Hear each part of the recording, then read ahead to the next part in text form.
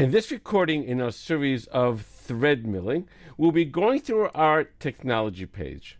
Now, as far as the technology page goes and its sorting, this works exactly like it does in a regular drilling operation, so I'm just going to leave this as is. Next, we go down to thread data.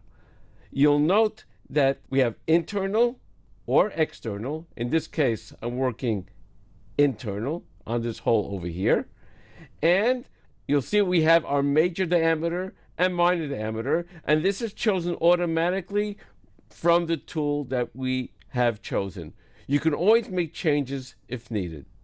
Also, we're working the direction of right-handed thread. You can also do left-handed. And we can have the option of cut from either the bottom, and as you can see at the picture on the side, come from the bottom up on an internal thread will mean it's doing incline milling. And I can also do from top to the bottom, and in that case, it's doing conventional milling. We have the option also of being able to do a rough cut and then a finish pass. We can do a rough cut, one single pass, leaving a certain amount of material for a finish. In this particular case, we have 0.05 millimeters. Or I can also do what we call a multi-pass, where I can say that the first step, say, is a total of 0.2 millimeters, and then it'll gradually go down to my minimum step, whatever I write down over here, say 0.05. And then my finish allowance being at that minimal stepped over. And then we have the finish pass itself. Now, the finish pass itself, I can have more than one finish pass if I want to have a really nice, smooth finish.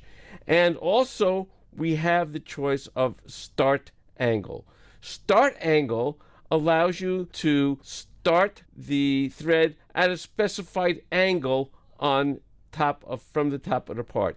In other words, if you have a specified angle defined on your blueprint where the thread has to start, you can define it by over here.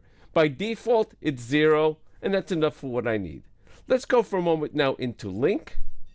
And in link, the approach arc is defaulted, and the value is also automatically calculated from the tool that you have compared to the actual hole.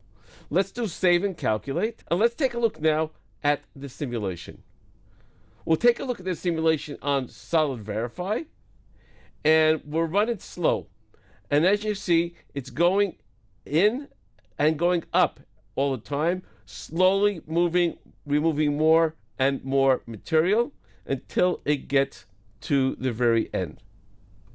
If I were to take a slice view of this, we can see from the flip side that this is exactly what it looks like on the cutaway, as it's going further and further in to the part until it finally finishes its last cut, giving me the exact thread that I need. In our next recording, we'll be showing you how to work on an external thread on this cylinder over here.